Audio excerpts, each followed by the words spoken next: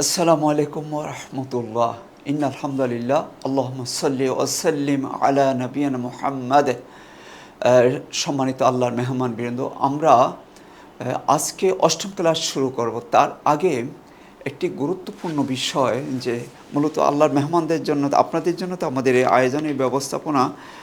আমাদের একটি বিষয় মনে রাখতে হবে, আল্লাহ সুবহানাহু ওয়া তাআলা হজে যাওয়ার জন্য যে আয়াতগুলো বলেছেন, এগুলো আমাদের পড়লে আমাদের জন্য খুবই ভালো হবে এবং এটা পড়া আমাদের উচিত। আল্লাহ সুবহানাহু ওয়া তাআলা সূরা বাকারার 196 থেকে 203 নম্বর আয়াতগুলোতে হজের বিষয় বলেছেন। সূরা আল ইমরানের 96 এবং 97 নম্বর আয়াতও আল্লাহ সুবহানাহু ওয়া তাআলা হজের বিষয় বলেছেন। আমরা দেখে নিব। সূরা বাকারার 196 নম্বর আয়াতে আল্লাহ সুবহানাহু ওয়া তাআলা বলেছেন যে ফালা রফাসা ওয়ালা ফুসুকা ওয়ালা জিদালা ফিল হজ। ফালা রফাস, হজের মধ্যে কোনো অশ্লীলতা নাই, কোনো ধরনের কোনো মানে অশ্লীলতার ধারে কাছেও যাওয়া যাবে না। সারা পৃথিবীর সবচেয়ে সুন্দরী মহিলারা আসেন, ভাইয়েরা, পুরুষেরা এর থেকে চোখকে হেফাজত করতে হবে। সারা পৃথিবীর সবচেয়ে সুন্দর পুরুষেরা আসেন, বোনেরা এর থেকে চোখকে হেফাজত রাখতে হবে। এমনকি স্বামী স্ত্রীর হজের সময় যেই সম্পর্ক, সেই সংক্রান্ত কোনো কথাবার্তা বলা যাবে না। আল্লাহ এই কথা বলেন নাই যে করা যাবে না, আল্লাহ বলছেন যে নাই। ফালা রফাসা ওয়ালা ফুসুকা, কোনো ধরনের কোনো পাপ নেই। আপনি পৃথিবীর বিভিন্ন দেশের মানুষ দেখবেন, কেউ কালো, কেউ সাদা, কাউকে মস্করা করা, কারো দিকে খারাপভাবে তাকানো কোনো সুযোগ নেই। আল্লাহ আগে জানেন মানুষ এসব করতে পারে, এই জন্য আগে বলে দিয়েছেন ফালা ওয়ালা ফুসুকা, কোনো ধরনের কোনো পাপ করা যাবে না। ওয়ালা জিদালা, কোনো ধরনের বাড়াবাড়ি ঝগড়াঝাটি করা যাবে না। মানে টোটাল সাপোর্টটা আমাদের এর থেকে বাঁচতে হবে। কোনো ধরনের পাপ, অন্যায়, অবিচার, জুলুম, খারাপ আচরণ, খারাপ ব্যবহার, রাগারাগি করলে হজ নাই। আল্লাহ বলছেন এই তিনটা নাই, রফস নাই, ফুসুক নাই, জিদাল নাই। তার মানে এইসব থাকলে আর হজ থাকবে না। খুবই সেন্সিটিভ বিষয়, এই জন্য আমরা এই বিষয়গুলো খেয়াল রাখবো। হজের এমন অবস্থা হয়, আসলে অনেক সময় আমরা রেগে যাওয়ার মতো পরিবেশ হয়। বাস বলছে 10টায় আসবে রাতের, কিন্তু সেই বাস এসেছে সকাল 10টায়। আপনি কি করবেন? ঘুমাতে পারতেছেন না, আবার মানে কিছু বলতে পারতেছেন না। এই সব কিছু পরিস্থিতি আমাদের খেয়াল রাখতে হবে, এটা এমনটা হবে। আর প্রতিটি ক্ষেত্রেই যাতে আমরা সুন্নাহ পালন করতে পারি, এই বিষয়ে খেয়াল রাখতে হবে। সুন্নত মতো করলে আল্লাহ সুবহানাহু ওয়া তাআলা আমাদের জন্য সহজ করে দেবেন। যেমন মিনা যাওয়ার কথা হলো এই 8 তারিখ সকালবেলা ফজরের নামাজের পর, আমাদের 7 তারিখ রাত্রে নিয়ে যায়, মানে রাত্রে নিয়ে যায়। 8 তারিখ সকালে নেওয়ার কথা, কিন্তু 8 তারিখ রাতে আমাদেরকে নিয়ে যাওয়ার জন্য আমাদের একটা পেরেশানি। এখানে সুন্নত লঙ্ঘন করার কারণে আমাদের এই শাস্তিটা পোহাতে হয়। এই জন্য আমাদের 9 তারিখে দুপুরের আগে আরাফায় যাওয়ার কথা, এটা হলো সুন্নাহ। আমাদের 8 তারিখ রাতে, মানে 9 তারিখ রাত তো আগে আসে, রাতে আমাদেরকে নিয়ে যাওয়া হয়। এতে করে আমাদের অনেক কষ্ট হয়। আসলে সুন্নাহ যেখানে লঙ্ঘন হবে সেখানে কষ্ট হবে। আপনারা সরকারের কিছু বিধি নিয়মকরণ আছে, সেজন্য এমনটা করেন কাফেলাগুলো।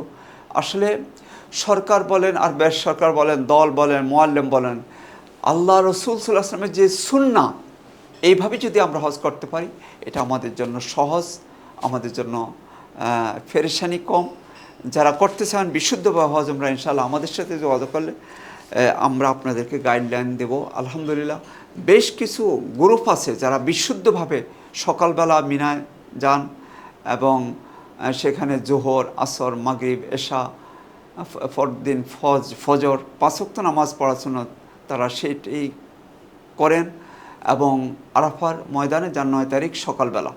এতে করে কষ্টটা অনেক কম হয়।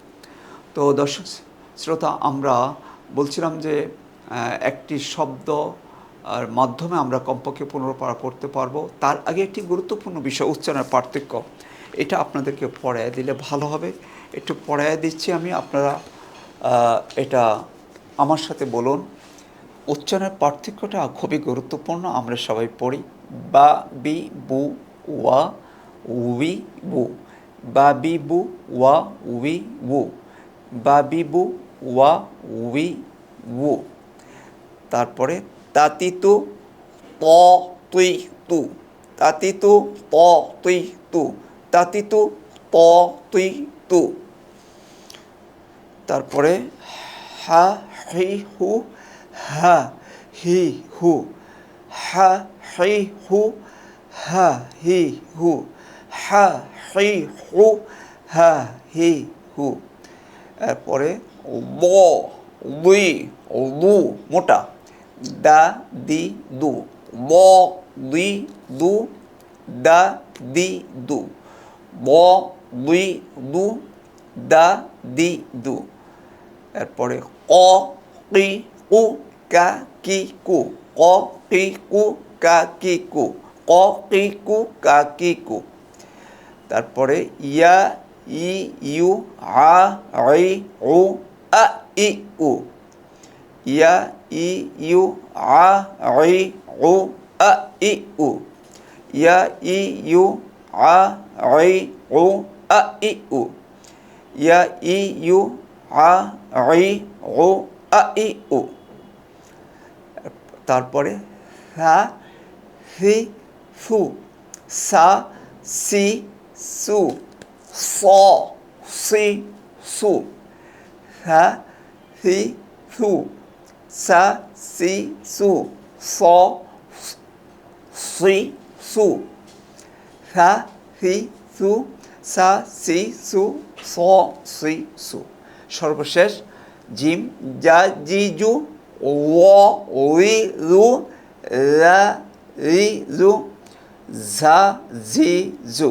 আমি আবার পড়ছি, জা জি জু ও রি রু রা রি রু ঝা ঝি জু, জা জি জু ও রি রু রা রি রু ঝা ঝি জু। সম্মানিত ভাই বোনেরা, এই অধ্যায়টি খুবই গুরুত্বপূর্ণ, সবার আমাদের এটা বারবার চর্চা করা দরকার। যারা শুদ্ধ করে কোরআন পড়তে চান, এটা অবশ্যই উচ্চারণটা বিশুদ্ধ করে নিতে হবে। বারবার চর্চার মাধ্যমে এটা সম্ভব। আল্লাহ সুবহানাহু ওয়া তাআলা বিশুদ্ধভাবে আমাদের কোরআন পড়ার তৌফিক দান করুন। আসসালামু আলাইকুম ওয়া রাহমাতুল্লাহ।